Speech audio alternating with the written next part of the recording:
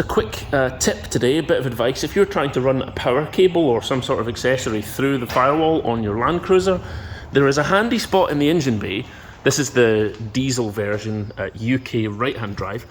But on the side here, there's a main loom plug on the left-hand side with the bonnet cable, but where that green section is, that's a nice spot for you to pass a cable. Because there's nothing behind it, and so if I just take my power cable here, I've made sure that the hole is wide enough. It is double skinned, the firewall, but if I push that cable through here, the best part is that when you go inside the vehicle, I've got the carpets up, but you won't need to lift the carpets to do this.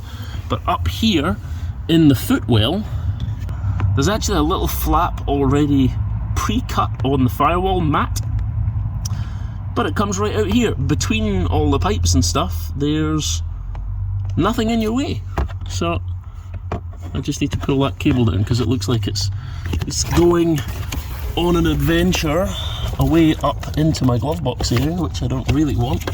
So there's the location if you need a little spot to run a cable through, and that's on the right side of the vehicle and driver's side in the UK.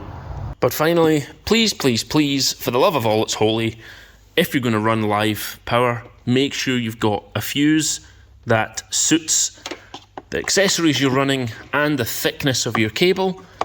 And please be generous with your cable sizes. Like this little thing here is like, I don't know, maybe it's 16 gauge or something like that. But just go big. Order it from China and just wait for it.